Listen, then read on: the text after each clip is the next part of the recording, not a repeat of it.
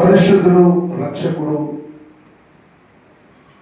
ప్రభు యేసుక్రీస్తు నామములో మీ అందరికీ వందనాలు తెలియజేస్తున్నాను. హల్లెలూయా, హల్లెలూయా. సమయం కొంచెమైనది, బిడ్డల్ని జాగ్రత్తగా చూడండి, బిడ్డల్ని కూర్చోబెట్టండి. సెట్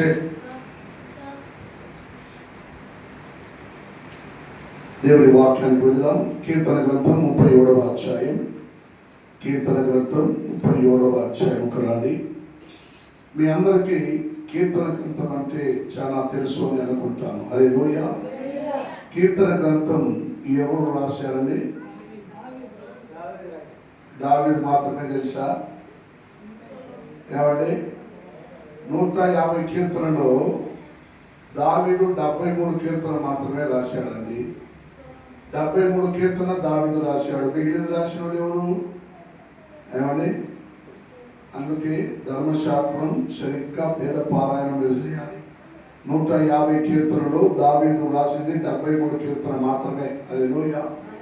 అవి ముందు వెనక ఉండొచ్చు, కానీ 73 కీర్తన తర్వాత మన మధ్యలో అదే కీర్తనలో ఆసాపు అనేవాడు కూడా ఒక గ్రంథం రాశాడు. హల్లెలూయా. ఏమండి, ఆసాపు అనేవాడు కూడా రాసినాడు. మొదటిగా దావీదు, నాకు కీర్తన గ్రంథం అంటే నాకు చాలా ఇష్టం అండి. నేను సేవకు మొదలుగా నేను వచ్చినప్పుడు ఒక కీర్తన గ్రంథం నుండి ఒక వాక్య భాగంను నేను చదివినాను.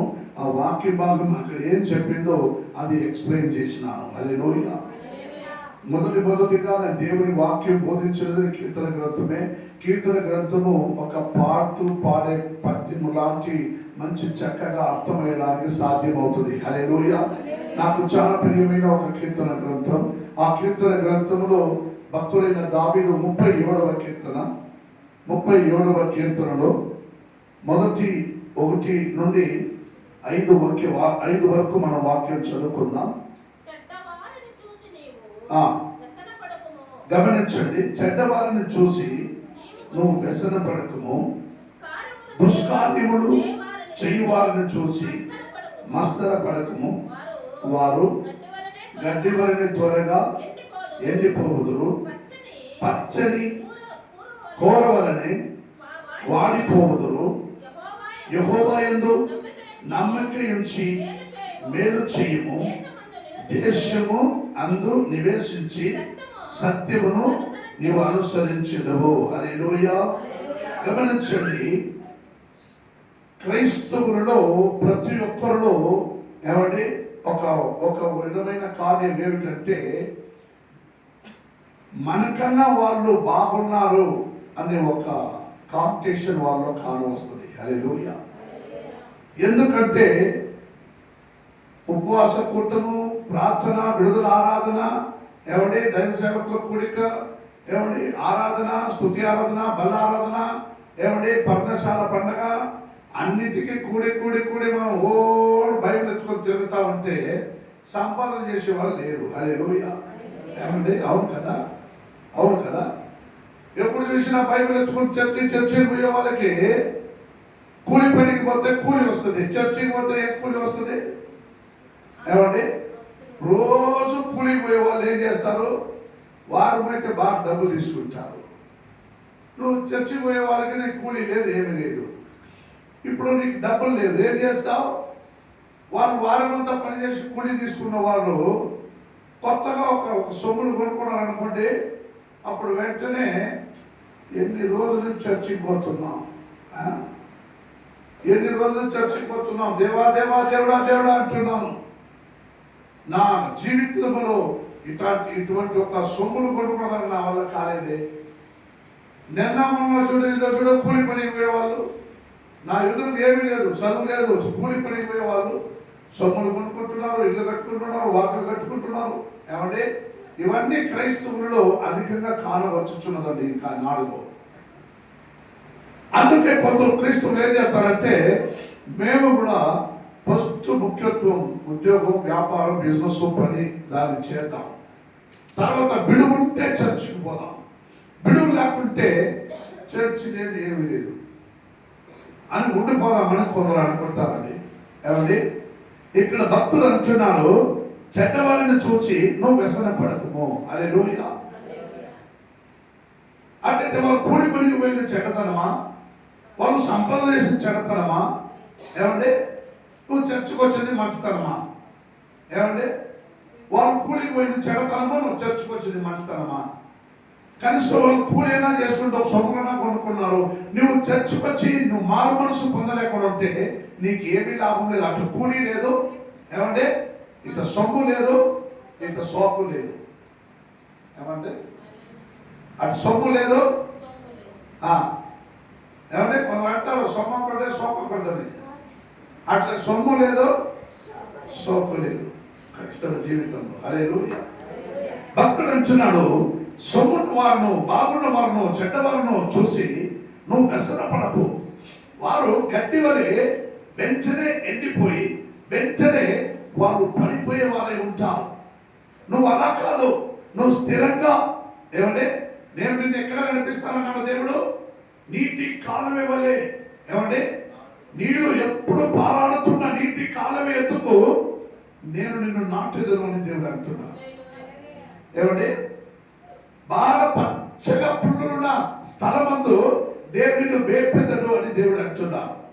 అంటే నీకు ఎందుకు ఈ చెడ్డవారిని చూసి ఉన్నవారిని చూసి నీకు ఈ మస్కరం, ఈ ఒక్క వ్యసనము ఉంటుందో నాకు అసలు అర్థం కాలేదు. అందుకే మనము ఈ రోజున చూడవలసిన 3 కార్యాలు ఏమిటంటే, మొదటిది నమ్మకం ఉంచాలి. ఏమంటే ఎవరి మీద నమ్మకం ఉంచాలి?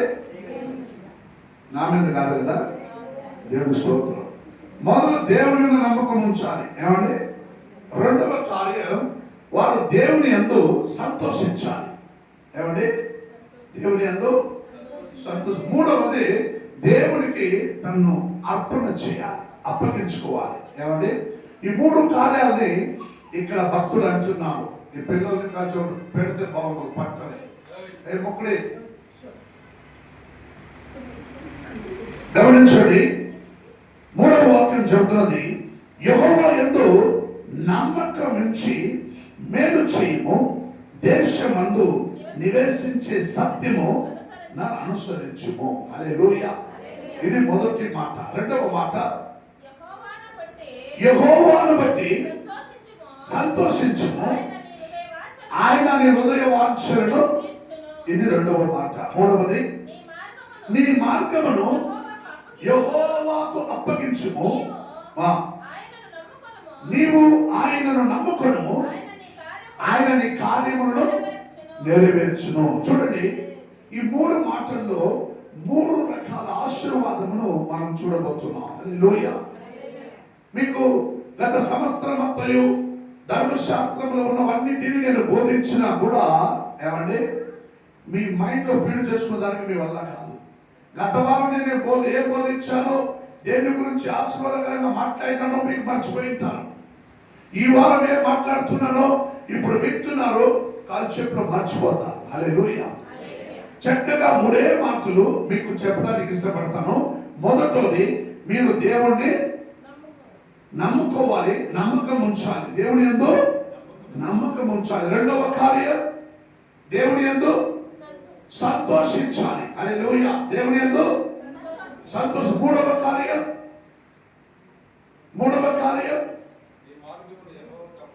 మీ మార్గం అంటే ఏమంటే అర్థం ఉందండి. మార్గం అంటే నీ మార్గము దేవుడికి అప్పగించాలంటే ఏమర్థం? నీ మార్గం, నువ్వు నడవలసిన మార్గం. ఏమండి నీ మార్గంలో నడుచుకున్నావంటే నువ్వు తెలివిగా ఉన్నావా, బుద్ధి లేనివాడుగా ఉన్నావా? ఏమా చెప్పండి. నీ మార్గం అంటే ఒకే మాటలో ఎన్ని అర్థాలు వస్తాయి గమనించండి. నీ మార్గంలో నువ్వు నడుచుచుండగా అది నీ దేవునికి అప్పగించు. హల్లెలూయా. నడుచు వెళ్ళినప్పుడు, నా దేవా నేను వెళుచున్న ఈ మార్గమును నీ చేతికి అప్పగిస్తున్నానని నీ జీవిత యాత్రలో నీ దేవునికి అప్పగించు. హల్లెలూయా. ఈ 3 కార్యాలు నీ జీవితంలో నువ్వు చేస్తే నిన్ను తప్ప ధన్యుడు ఎవరు లేరండి. హల్లెలూయా. నిన్ను తప్ప ధన్యుడు ఎవరు లేరు. మొదటిది నమ్మకం ఉంచాలి.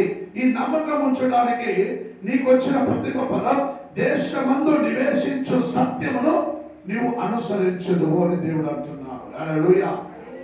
దేశమందు నివేశించు సత్యం. దేశమందు నివేశించే సత్యం అంటే ఏమిటండి? ఏమిటి? కూరగాయల? అరే నేను చెప్పింది అర్థం కదా. దేశమందు నివేశించే సత్యం వాట్? ఏమిటండి? దేశమందు నివేశించే సత్యం. సత్యం అంటే ఎవరండి? నా దేవుడే దేశమందు నివేశించేవాడు. నా దేవుడే దేశమందు నివేశించే సత్యం. దేవుడు యోహాను 14:6 చెప్పలా? ఏమంటే అర్థం కదా నీకు? నేనే మార్గము. చెప్పడానికి అర్థం కాలేదు నీ బతుకు జీవితంలో. దేశమందు నివేశించే సత్యం అంటే దేశమందు నివేశించే సత్యం అనే నా దేవుడు. హల్లెలూయా. దేశమందు నివేశించే నా సత్యమును నీవు అనుసరించుము. హల్లెలూయా. అటైతే యేసుని అనుసరించుము, యేసుక్రీస్తుని మార్గమును అనుసరించుము, యేసుక్రీస్తుని మాటను అనుసరించుము, యేసుక్రీస్తుని సంఘమును అనుసరించుము, యేసుక్రీస్తుని దీవెనలను అనుసరించుము. అప్పుడు ఆయన నీ హృదయ వాంఛలను ఏం చేయాలండి? నీ హృదయ వాంఛలను తీరుస్తాడండి. హల్లెలూయా. హల్లెలూయా. దేశమందు నివేశించే సత్యము నీవు అనుసరించుము, ఆయన నీ హృదయ వాంఛలను తీర్చును అని ఉన్నాయి. హల్లెలూయా. నేను మీకు ఈ రకంగా వస్తున్నాను. అందరి దగ్గర మొబైల్ ఉన్నాయా? అందరి దగ్గర మొబైల్ ఉంది. ఎస్. పల్లెటూరులో కూడా అవును చెప్పమని ఎవరు లేరు. ఎస్ అని ఇంగ్లీష్ వాడుతున్నాయి. Hallelujah. It's an update of people in village people. No problem. Hallelujah. ఏమండి? ఏమండి? నీ కార్యములను నెరవేర్చు. అప్పుడు నీ అనుసరించిన మార్గము వలె దేవుడు నీ హృదయ వాంఛలను నెరవేరుస్తాడు. నువ్వేం చేయాలి? నీ కార్యం అంటే ఏమిటండి? నీ కార్యం అంటే ఏమిటండి? You fulfil in your process. అర్థమైందా? నీ ప్రాసెస్ ని నువ్వు ఫుల్ చేయి. నీ ప్రాసెస్ ని ఫిల్ చేయి. నువ్వు నీ ప్రాసెస్ ఫిల్ చేస్తే ఏమంటే అక్కడ యాక్షన్ వస్తుంది. ఏమంటే అప్డేట్ చేయాలన్నా, డిలీట్ చేయాలన్నా అన్ని అక్కడ యాక్షన్ వస్తుంది. నీ ప్రాసెసింగ్ ఫస్ట్ ఫిల్ చేయి. నీ ప్రాసెసింగ్ ఏమిటి? ఏమంటే ఏం ఫిల్ చేస్తారు ప్రాసెసింగ్ అంటే? అదే దేవుని వాక్యం చెప్తుంది. నీ కార్యములను, హల్లెలూయా, నీ కార్యములను నెరవేర్చుము, అప్పుడు నీకు జయమనిచ్చును. హల్లెలూయా.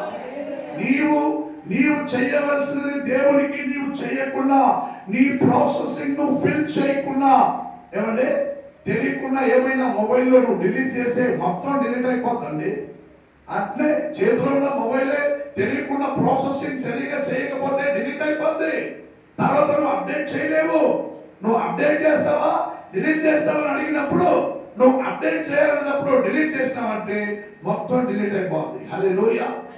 నీ ప్రాసెస్ ను కరెక్ట్ గా చేయి. నీ కార్యములను కరెక్ట్ గా చేయి. నీవు నీ దేవుడికి కరెక్ట్ గా ప్రాసెస్ ను ఫిల్ చేయి. నీ హృదయ వాంఛలను దేవుడు నెరవేరుస్తాడు. నీ ప్రాసెస్ ఏమిటో అవి నా దేవుడికి తెలిస్తే నీ ప్రాసెస్ కు తగ్గినట్టుగా నీకు అన్ని శాంక్షన్ అవుతుంది. హల్లెలూయా.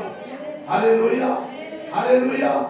అందుకే ప్రియమైన దేవుని భక్తులైన ఇదే మాట ఆసాపు అదే 37:3 ఇక్కడ 7:3 73 రండి. కీర్తన గ్రంథం 73కి వచ్చి మొదటి 3 వాక్యం చదవండి చూద్దాం. ఇక్కడ ఆసాపు మాట్లాడుచున్నాడు. అక్కడ దావీదు మాట్లాడిండు, ఇక్కడ ఆసాపు మాట్లాడుచున్నాడు. చదవండి. ఇశ్రాయేలు ఎడల ఏమండి? శుద్ధ హృదయము గల ఎడల నిశ్చయముగా దేవుడు దయాళుడై ఉన్నాడు. కానీ ఆ పైకి చదవండి 3 వరకు. నీ కాలు జారటకు కొంచెమే తప్పెను. ఏమండి? ఇప్పుడే ఒక సహోదరి సాక్షి చెప్పిండ్రు. ఏమండి ఆవులు తొక్కింది నేను కాలు జారి పడినానని. ఇప్పుడు దాకా ఇంకా మునెమ్మగారు కుంటుకుని ఉన్నారు. హల్లెలూయా. కొంచెం జారితే జీవితం అంతా ఏమండి కుంటుకోవాల్సి పడుతుందండి. అదే భక్తుడు అంటున్నాడు, నా కాలు కొంచెం జారిది తప్పినది. హల్లెలూయా. ఆసాపు అంటున్నాడు, పైకి 3వ వాక్యం వరకు చదవండి సిస్టర్. నా అడుగుల జార సిద్ధమాయను, కొంచెంలో తప్పిపోయి తర్వాత నా అడుగుల జార సిద్ధమాయను. భక్తిహీనుల క్షేమము నా, గమనించండి, భక్తిహీనుల క్షేమము. ఈ మాట అర్థం చేసుకోండి, అండర్లైన్ చేయాలి మీరు. భక్తిహీనుల క్షేమం, భక్తివంతుల క్షేమం కాదు, భక్తిహీనుల క్షేమం నా కంటపడినప్పుడు. గర్వించు వారిని బట్టి చూడండి చూడండి, క్షేమము ఏమండి భక్తిహీనులలో ఉన్న క్షేమమును చూసి, ఏమండి వారిలో ఉన్న గర్వమును చూసి నేను కొంచెం ఏమైనాను.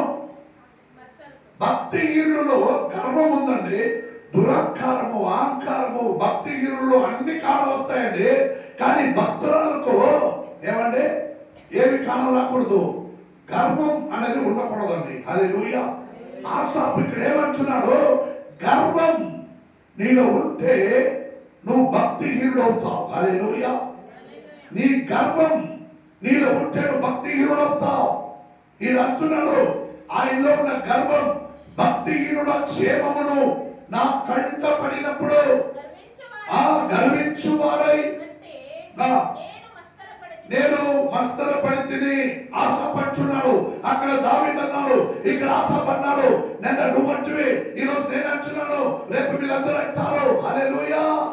క్రైస్తవ సహవాసంలో ఉన్న వారికి ఏమంటే బాగుపడు వారిని చూసి వాళ్ళు బాగున్నారే, మనం ఏమి లేకుండా ఉన్నామే, వాళ్ళకున్నదే మనకి లేదే, ఏమంటే వాళ్ళు బాగా కట్టుకొని ఉన్నారే, మాకు లేదే, వాళ్ళు బాగా 3 పట్టు తింటున్నారు, మాకు లేదే.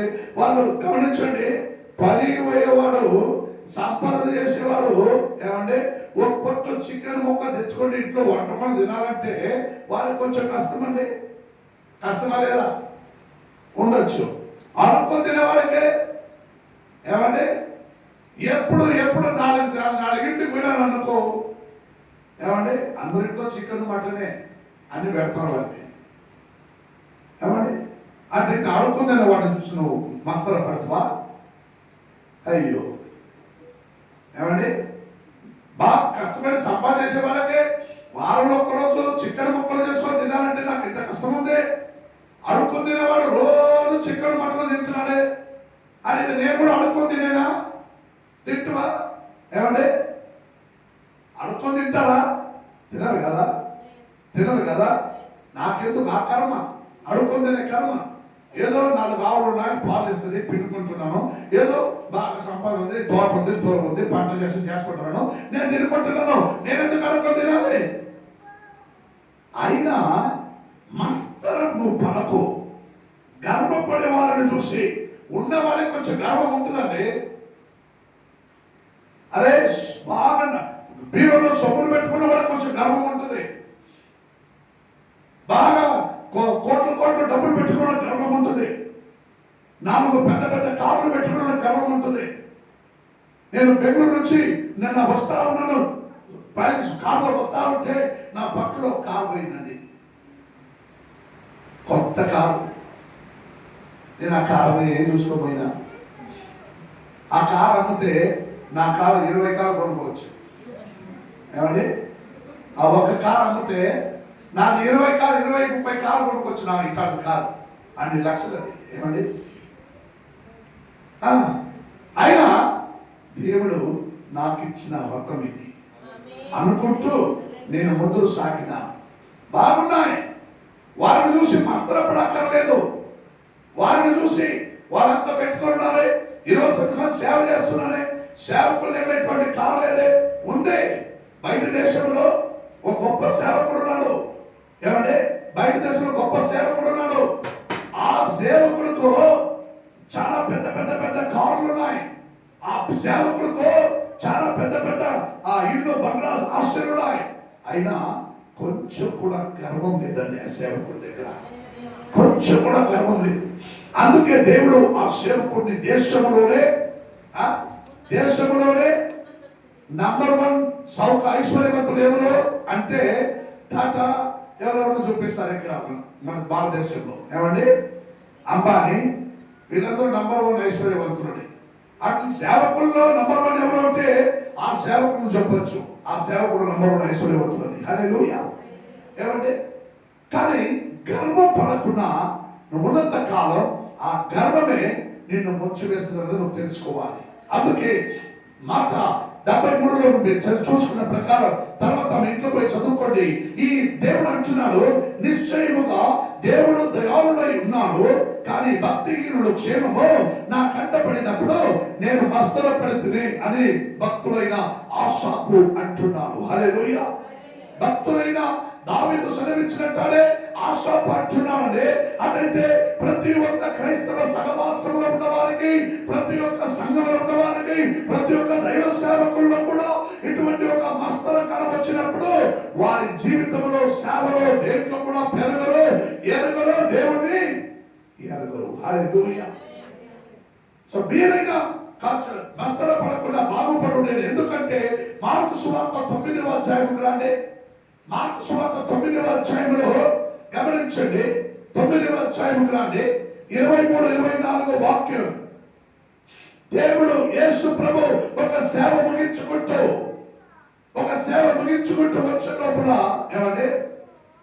ఏమండి ఒక అపవాది చేతిలో పట్టబడిన వాడిని శిష్యుల దగ్గరికి తీసుకొస్తారు. ఎవరి దగ్గరికి అంటే అపవాది సైతాను పట్టుకొని చుట్టూ ఆడుతూ ఉన్నాడు. ఆడ తీసుకుంటూ ఎవరి దగ్గరకు వచ్చారు? శిష్యుల దగ్గరకు వచ్చారు. దైవ సేవకులారా కాస్త ప్రార్థన చేయ్యా, ఈ అపవాది నుండి విడిపించయ్యా, యేసునామములో అంటే దుబారా అనిందని. హల్లెలూయా. నేను బాగా వాళ్ళందరూ చెప్పారు బాధ.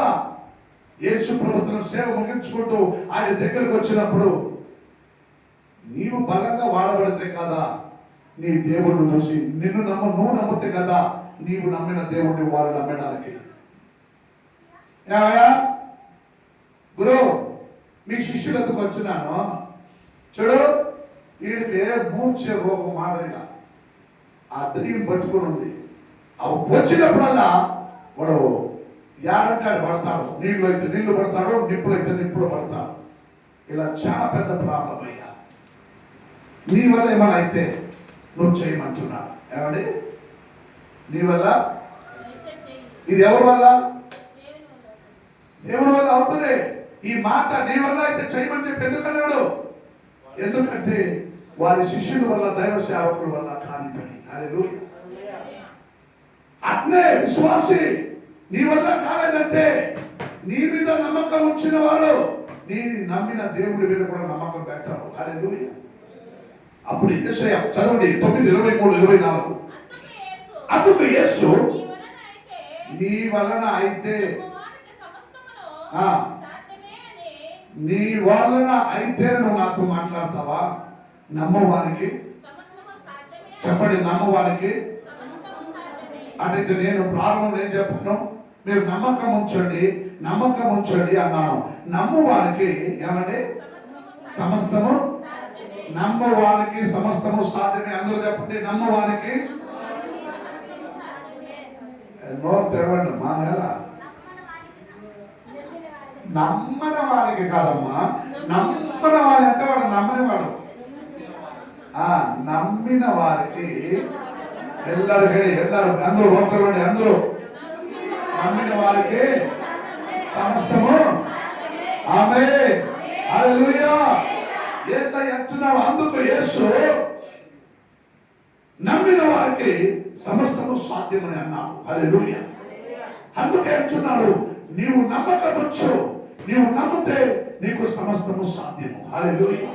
నువ్వు ఏ గొప్ప కార్యమైనా నీవు నమ్మితే దేవుడిని నమ్మకములు గొప్ప స్థాయికి నిలబెట్టిస్తావు. హల్లెలూయా. అంత గొప్ప దేవుడే నా దేవుడు, నువ్వు నేను ఆరాధించే దేవుడు. హల్లెలూయా. నీవు నమ్మకం ఎంత పెట్టాలి? నమ్మకం ఏమండి? ఈ మాట ఒకటి పట్టుకోరున్నారు. శాశ్వత కాలస్తు చెప్పే మాటకి వీళ్ళందరూ నమ్మకము అంతే, రాగిలి మాదిరిగా, శాశ్వత కాల మాదిరిగా. ఏమండి? అరే ఆ స్థలముకు ఆ మాట అన్నారు, అరే నీలో అంతనే నమ్మకం ఉంటే చాలు అని. ఏమంటే స్టార్టింగ్ లో ఇప్పుడు రక్షణ ఎన్ని సంవత్సరం అయింది? రక్షణ పొంది ఎన్ని సంవత్సరం అయింది? బాప్టిజం పొంది ఎన్ని సంవత్సరం అయింది? ఇంకా శాశ్వత కాలస్తు నమ్మకం మాత్రేనా నిన్నల్లి? సార్ అదే సార్ ఆ టయానికి మాటలు అన్నాడమ్మా, ఒప్పుకుంటున్నా నేను. అవి నువ్వు పుట్టక మునిపే, నువ్వు రక్షింపబడక మునిపే. ఏమంటే ఒక చిన్న విశ్వాసంతో మునుభాగంలో ఉన్న కొండను చూసి, ఏమంటే నువ్వు ఇక్కడి నుంచి పోయి చెన్నైలో మెరీనా బీచ్ సముద్రంలో పడవు, ఈ స్థలం నాకు కావాలి. ఎప్పుడైనా ఆ కొండ దగ్గర నిలుచుకొని చెప్పావా? నీకు నమ్మకం లేదు. ఆ శాశ్వత కాలంతో నమ్మకం కూడా దగ్గర లేదు. ఆ మాట ఇక్కడ తీసుకురాకండి. ఏమంటే నీ నమ్మకం ఎలా ఉంచాలంటే చాలా గొప్ప దేవుడు. ఎటువంటి నమ్మకం అంటే ఆకాశము ఏమంటే నా సింహాసనం, ఏమంటే భూమి నా పాదపీఠం.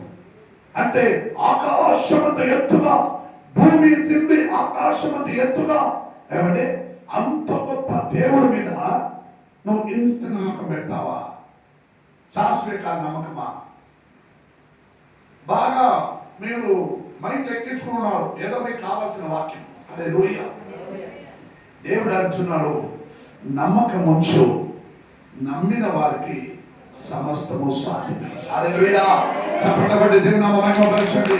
నమ్మిన వారికి నమ్మకమే సమస్తము సాధ్యము. హల్లెలూయా. నమ్మిన వారికి ఎవరు నమ్మినారు?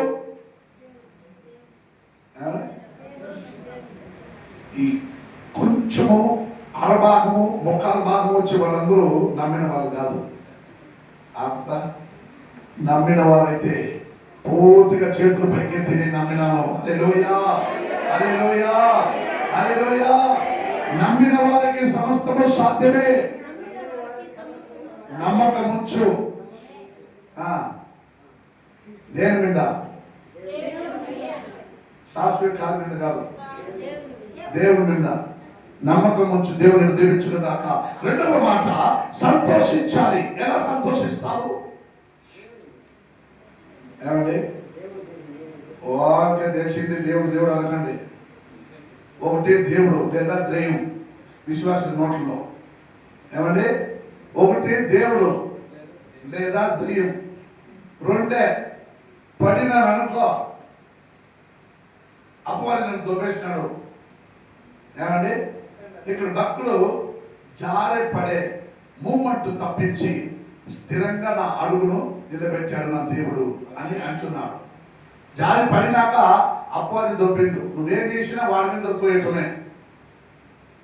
నువ్వేమన్నది తప్పులన్నీ వాడి మీద దోయడానికి వాడు ఉండేది. ఎవరు చెప్పండి? ఎవరు? ఎట్లా అంటే అపవాది వాడి మీద దోయడానికి. పాపం పాపం అంతే నేను చెప్పగలను. హల్లెలూయా. విశ్వాసించండి. రెండవది సంతోషించండి. దేవుని మాట సెలవిస్తుంది. యెషయా 26 వాక్యం చదవండి. యెషయా 26 అవి కూడా నీవు ఇంట్లో పోయి చదువుకోండి. యెషయా 26 ఇంట్లో పోయి చదువుకోండి. ఇప్పుడు ఫిలిప్పీయులకు రాసిన పత్రిక 3వ అధ్యాయం రాండి. ఫిలిప్పీయులకు రాసిన పత్రిక 3వ అధ్యాయం, టైం లేదు త్వరగా. 3వ అధ్యాయం 1 నుండి 3 వరకు. 3, 1, 2, 3 రైట్. 3వ అధ్యాయం 1, 2, 3 వాక్యం చదవండి. సహోదరులారా గమనించండి. మెట్టుకున్న సహోదరులారా ప్రభువునందు ఆనందించుడి.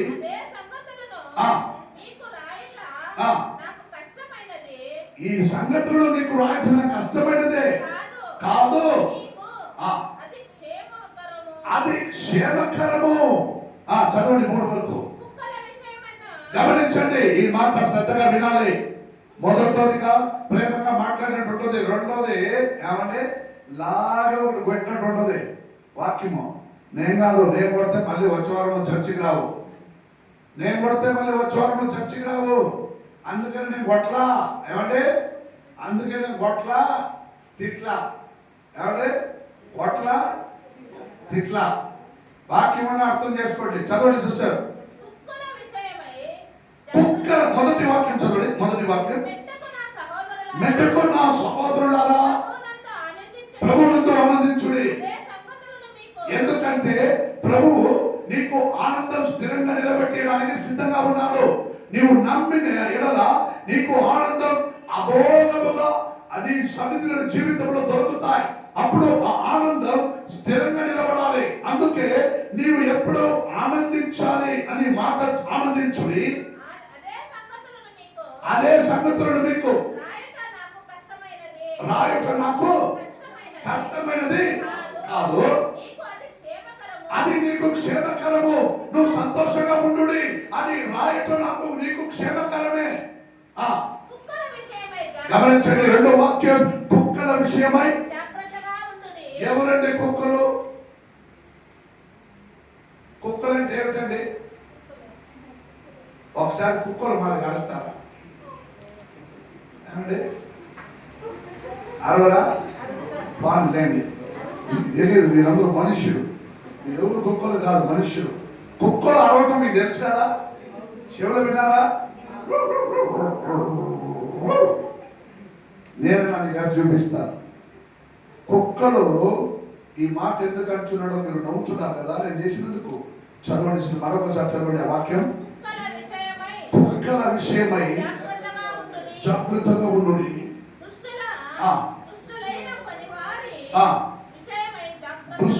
దుష్టులైన పనివారి విషయమై జాగ్రత్తగా ఉండు. ఈ వేదన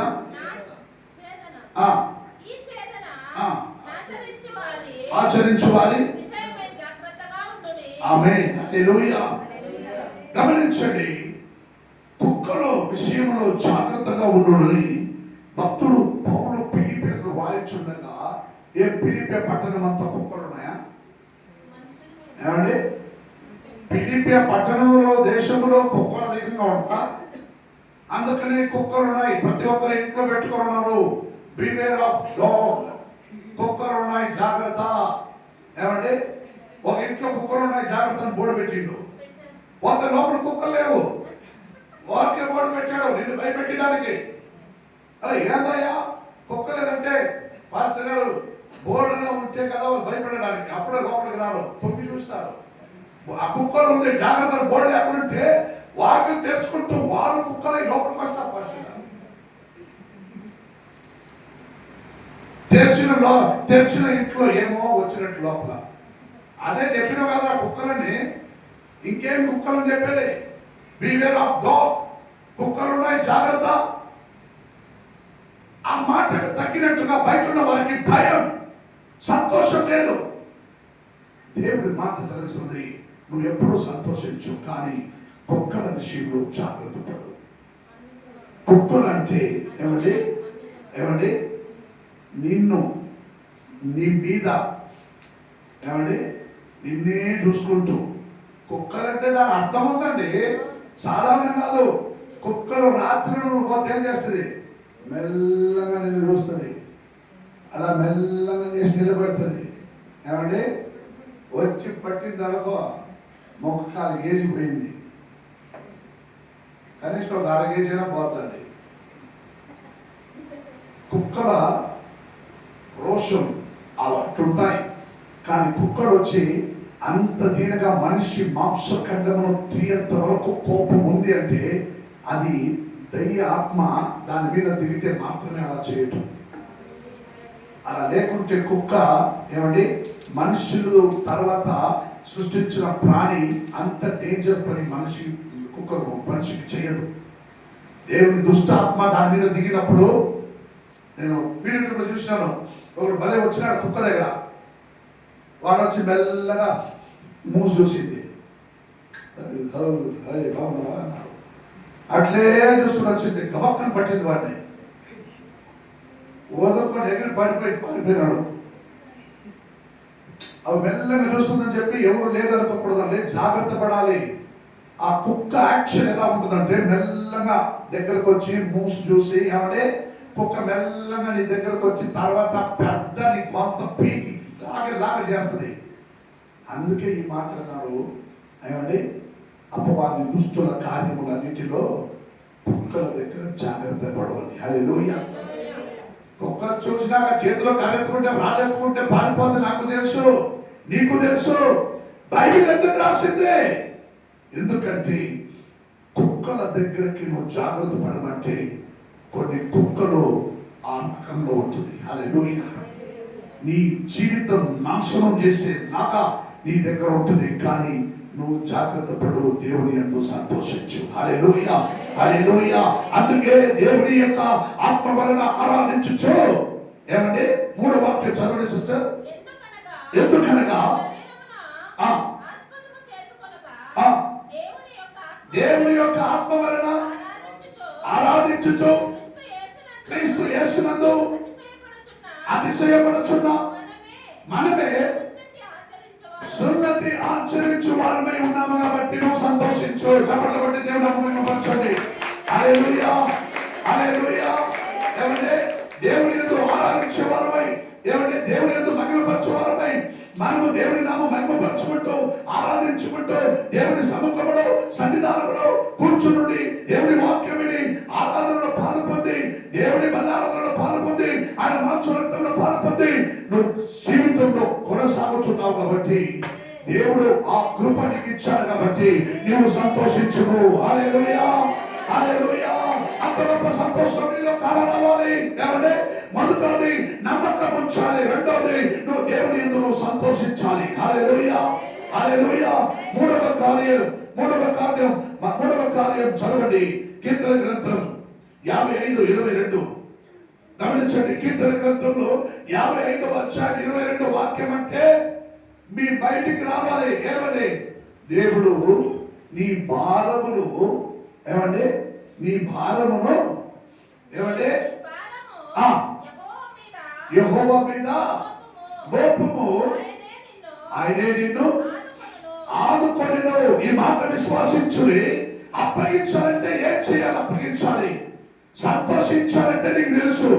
ఏమంటే దేవుని యందు నమ్మకం ఉంచాలంటే నీకు తెలుసు. కానీ అప్పగించాలంటే ఏం అప్పగించాలి? ఏం అప్పగించాలండి? ఏం అప్పగించాలి చెప్పండి. నీ భారము యెహోవా మీద మోపుము, ఆయనే నిన్ను, ఏమండి ఆయనే నిన్ను ఎన్నడూ కదలనీయడు. హల్లెలూయా, హల్లెలూయా, హల్లెలూయా. నీ భారము యెహోవా మీద మోపుము, ఆయనే నిన్ను కదలనీయడు అని వాక్యం సెలవిచ్చినది. హల్లెలూయా, హల్లెలూయా. భక్తులైన సొలొమోను జ్ఞానోక్తులు 16వ అధ్యాయంలో ఒక వాక్యం చూడండి. 16వ అధ్యాయం 3వ వాక్యంలో ఏమంటున్నాడు? నీ పనుల భారము అని అంటాడు భక్తుడు. ఏమండి? నీ పనుల భారము యెహోవా మీదకి. ఆమేన్, హల్లెలూయా. నీ పనుల భారము యెహోవా మీదే నుంచుము, అప్పుడు నీవు దేశంలో ఏమవును? ఆమేన్, హల్లెలూయా, హల్లెలూయా. భక్తులు సొలొమోను అంటున్నాడు, ఎందుకంటే దేశం వ్యాప్తిలో అటువంటి అభివృద్ధి పొందిన, ఒక జ్ఞానం పొందిన, ఒక దైవ కృప పొందిన ఒక దేవ మనిషి భక్తుడు సొలొమోను లాంటి తనకు ముందు ఎవరు లేరు, తనకు తర్వాత కూడా ఎవరు లేరు. దేవుడు అప్పుడే అన్నాడు. హల్లెలూయా. కానీ ఎదవ జీవితం నాశనమైన సొలొమోను తన పాపంలో మునిగిపోయినా దేవుడి మాట తప్పలేదు. సొలొమోను తర్వాత ఆ వైభవం మరొక రాజుకు దేవుడు లేదు. హల్లెలూయా. దేవుడు మాట తప్పేవాడు కాదండి, దేవుడు చెప్పిన మాట నెరవేర్చేవాడు. హల్లెలూయా. సొలొమోను దేవుడు ఎందుకు వచ్చి ఏమని ప్రార్థన చేశాడు? ఏమని చేశాడు? రాజ్యం అంతా ఇచ్చినాక, ఆస్తి అంతా ఇచ్చినాక, ఐశ్వర్యం ఇచ్చినాక దేవుడి దగ్గరకు వచ్చి ఏమని ప్రార్థన చేశాడండి? ఏమని చేశాడు? ప్రభువా, ప్రభువా. అప్పుడు దేవుడు ఏమనుకున్నాడు? ఇదేదో మళ్ళీ వచ్చినాడు, ఓహో వీళ్ళు చాలేదేమో, ఇంకా అడుగుతున్నాడేమో అని దేవుడు అనుకున్నాడు. కానీ దేవుడి దగ్గరకు వచ్చి ఏం ప్రార్థన చేశాడు? ఏం చేశాడంటే, ప్రభువా ప్రభువా నాకు అన్నీ ఉన్నాయి, నాకు లేనిదేవి జ్ఞానం కావాలి స్వామి. ఈ దేశ ప్రజలను నివాసించడానికి, ఈ రాజ్యంలో రాజ్యభారం చేయటకు నాకు జ్ఞానం కావాలని కోరుకున్నాడు. అప్పుడు దేవుడు అన్నాడు, సొలొమోనా నీవు నాతో ఇలా అడుగుచున్నావని ఎదురు చూడరా, నువ్వు ఇంకా ఐశ్వర్యం అడుగుతున్నావేమో అనుకున్నాను, ఇచ్చింది చాలక ఇది మళ్ళీ వచ్చాడనుకున్నాను. అయితే నీ మాట మేరకు ఇగో నేను నీకు జ్ఞానమును కలుగు చేస్తున్నాను. నీకు ముందులో నీటువంటి జ్ఞానవంతుడు బలమున్నవాడు ధనవంతుడు లేడు, నీకు తర్వాత నీ మాదిరి జ్ఞానవంతుడు బలవంతుడు ఎవరు ఉండడు అని అన్నాడు. హల్లెలూయా హల్లెలూయా. ఈ రోజు ఆ ఒక సొలొమోనుకు తర్వాత గొప్ప మేధావి ఉండొచ్చు, ఈ మైకు కనిపెట్టిన వాడు మేధావి ఉండొచ్చు, ఏరోప్లేన్ కనిపెట్టిన వాడు మేధావి ఉండొచ్చు, లైట్ కనిపెట్టిన వాడు మేధావి ఉండొచ్చు, ట్రైన్ కనిపెట్టిన వాడు మేధావి ఉండొచ్చు, అన్ని మొబైల్ ఫోన్ కొన్ని వస్తువులు అన్ని కనిపెట్టిన వాడు మేధావి ఉండొచ్చు. కానీ సొలొమోను కన్నా గొప్ప జ్ఞాని వాళ్ళు కాదు. హల్లెలూయా. అటువంటి వాడు దేవుడు చెప్పిన మాట మేరకు సొలొమోనుని కిందికి పడదోశాడు. ఆయన తర్వాత మరొక జ్ఞానిని దేవుడు లోకములో లేవనెత్తలేదు. హల్లెలూయా. దేవుడు చెప్పిన మాట చెప్పింది. నువ్వు బాగున్నప్పుడు నీకు దేవుడు నేను ఆశీర్వదిస్తాను మాట అన్నాడా? చెప్పిందే. నువ్వు నా మాట విను, శ్రద్ధగా నడుచుకో అని అన్నప్పుడు నువ్వు నడుచుకుంటే నేను ఆశీర్వదిస్తాను అన్నాడు. అవును, నువ్వు నమ్మినా తర్వాత నువ్వు నడుచుకోలేకపోయావు, అయినా దేవుడు ఆశీర్వదిస్తానని చెప్పిన మాట తప్పదు. హల్లెలూయా. అందుకనే ఆయన చెప్పిన మాట తప్పడు. మనం చేద్దాం అనుకుంటున్నావా? ఏమంటే నిన్ను నశింపజేస్తాడు. నీకు ఇచ్చిన మాటనే బిడ్డల భవిష్యత్తులో ఆశీర్వాదం నెరవేరుస్తాడు. కానీ నీవు మాత్రం కుంగిపోవాలి.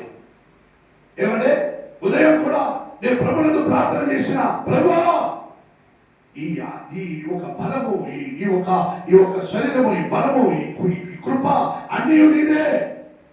నీవు నన్ను నేను మరణించే వరకు నన్ను మంచి పోరాటం నాకు శక్తి అనుగ్రహించు, మేలు చేయము నాయన. కానీ నన్ను బలహీనపరచవద్దు నాయన. నేను మరణించే వరకు నీ సేవ మొదలుకుంటూ చివరి వరకు ఏ బలహీనము అయిపోయి, వ్యాధులు పడిపోయి, మూళ్ళు పడిపోయి, చివరికి చచ్చిపోయే స్థితి నాకు తీసుకుంటూ రావద్దు నాయన. నీ సేవ మొదలుకొని చేస్తూ చేస్తూ చేస్తూ నిన్ను పాల్గొంటూ ఆరాధించుకుంటే నా ప్రాణం నీ సన్నిధిలో చేరాలి నాయన. ఎవరు చేస్తారని ఇంత గొప్ప ప్రార్థన? దేవుడు ఏదో నమ్మకం ఉంచిన వాడు మాత్రమే చేయగలడు ఈ ప్రార్థన. దేవుడు ఏదో ఆనందించేవాడు మాత్రమే చేయగలడు ఈ ప్రార్థన. దేవుడికి తను అప్పగించేవాడు మాత్రమే చేయగలడు ఈ ప్రార్థన. రోడ్లు పోయేవాడు చేయలేడు. ఎవరు చేయలేదంటే ఎవరు అని అప్పగించే నా ప్రారంభ శరీరముని నా దేవుడికి నేను అప్పగించాలి. ఏమండి అప్పగించమంటే ఏం అప్పగిస్తారు మీరు? ఏమండి అప్పగించమంటే ఏం అప్పగిస్తారు? దేవుడు అంటున్నాడు, ఒట్లు, రాగి, ఏమండి మామిడికాయలు, పచ్చిడి, ఏమండి వంకాయ, టెంకాయ, ఏమండి దీనికి వచ్చే వారం నేను మాట్లాడతాడంట దేవుడు. ఏమండి వచ్చే వారం నేను బట్టి మాట్లాడతాడంట. ఇప్పుడు అంటున్నాడు, నీవు అప్పగించమని చెప్పినది నీ ప్రాణాత్మ శరీరము. హల్లెలూయా. మొదలు దేవుడు అన్నాడు, నమ్మకం ఉంచు. నీవు నమ్మితే సమస్తము నీకు సాధ్యం. రెండవది సంతోషించు. నువ్వు సంతోషించాలి. ఎందుకు సంతోషించాలి? నేను ఈరోజు సచ్చినా, ఏమంటే నేను ఈరోజు ఇప్పుడు సచ్చినా మరో క్షణం నా దేవుని సముఖమును నేను కానవస్తాను. హల్లెలూయా. అరే వాక్యం ఇలా సెలవించింది, సచ్చిన మరో క్షణమే కళ్ళు రెప్పల కొట్టే లోపల నా ఆత్మ లేచి ఉంటుందని. ఇగో నిన్న వాక్యంలో చదువుచుండగా ఇగో యేసుక్రీస్తు మరణించి 3వ దినమున పునరుత్థాన వ్యక్తి మాదిరిగానే ఈ రోజు క్రీస్తులో మరణించిన వాడైన ఈ మనిషి వెంకటరామప్ప జీవముతో లేయగలవాడు. వెంటనే నాకు ఒక సందేహం, అది ఎట్లా? యేసుక్రీస్తు బాధలు ఇప్పుడే చేస్తాం అనేది మనము గాఢ నిద్రపోయి అప్పుడే నిద్రలో పడి ఇతర లోపల లేస్తాడు. ఎప్పుడంటే ఇప్పుడు మరణించినాడు. గాఢ నిద్రలో ఎవరు డిస్టర్బ్ లేకుండా పడుకొని ఉంటారు. ఇది క్రైస్తవ జీవితం. ప్రభు రాకడ సమయము తుత్తూరి శబ్దము స్వరము ఆకాశమందు వినబడినప్పుడు మొదలు మరణించిన వెంటనే అప్ప చేస్తారు. తర్వాత నువ్వు నేను ఎక్కడ పోయేది ఏమండి? కొన్ని సందర్భంలో అలా చెప్పేస్తాం. క్రీస్తువు నమ్మిన వెంటనే క్రీస్తువులే నువ్వు నమ్మిన వారువైన నీవు మరణించిన మరో క్షణమే నీకు పునరుత్థానము కలుగుచున్నది.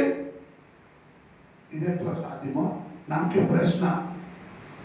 హల్లెలూయా. వెంటనే రాదండి. నువ్వు యేసు స్వామి వారి 33 సంవత్సరాల సేవ చేసినవా? ఏమంటే వెంటనే లేచి మళ్ళీ 40 రోజులు అందరూ కనబడడానికి జాగ్రత్త. ఆడనే కొట్టుకోరు. నువ్వు లేచిన వరకు నీకు దురాత్మ అని పేరు. ఏమండి? నువ్వు లేచి ఏమైనా ఎదురుకొచ్చావనుకో నీకు దురాత్మ అని పేరు. జాగ్రత్త పడు. ఎందుకంటే చివరిగా 1 పేతురు 5:7 వాక్యం చదవండి. 1 పేతురు 5 వాక్యం ఫాస్ట్ గా ప్లీజ్ రీడ్ ద 1 అధ్యాయం 1 పేతురు 5 అధ్యాయం 7 వాక్యం చదవండి ఫాస్ట్ గా. ఎందుకంటే నా దేవుడు ఎప్పుడు నీ గురించే చింతిస్తున్నానండి. చదవండి 5వ అధ్యాయం 7 వాక్యం. ఆయన మిమ్మల్ని గురించి గమనించండి. దేవుడు మీ గురించి ఏం చేస్తున్నాడండి? కనుక మీరు మీ చింత యావత్తు ఆమేన్ హల్లెలూయా. నా గురించి చింతించడానికి నా దేవుడు ఒకడు ఉన్నాడండి. ఆయన మీద నమ్మకం ఉంచు, ఆయనలో సంతోషించు, ఆయనకి అప్పగించు. హల్లెలూయా. నువ్వు అప్పగించు అనే ఒక పదం ఉందే. నువ్వు అప్పగించకపోతే నువ్వు సచ్చినాక నువ్వు దురాత్మవే. హల్లెలూయా. నువ్వు అప్పగించుకుని పోయినావనుకో నువ్వు సచ్చినాక నువ్వు దురాత్మ. మంచి ఆత్మ నీలో నుండి బయటకు వచ్చాక నువ్వు దేవుని యందు నమ్మకం ఇచ్చి అప్పగించలేకపోయినందున దురాత్మ అని పేరు. హల్లెలూయా. చుట్టూ మట్టి పెట్టి దాంట్లో రాగి చేరి పెట్టినారు. 4-5 రోజులకు మొలకలు వచ్చినాయి. అబ్బా ఏమండి? ఏమైందంట? వెంకటరామప్ప పరలోకం పోయాడు. ఏమండి? రాగిని చెల్లి దాంట్లో నార్మల్గా ఇప్పుడు నేను బతుకున్నానండి. నా ఫోటో పెట్టి ఏమండి కొంచెం మట్టిలో అటు రాగి చెల్లండి రాదా? అరే ఎదవ నువ్వు చచ్చినా వస్తుంది, నువ్వు బతుకున్నా వస్తుంది. అది నా దేవుడు ఇచ్చిన ఆజ్ఞ.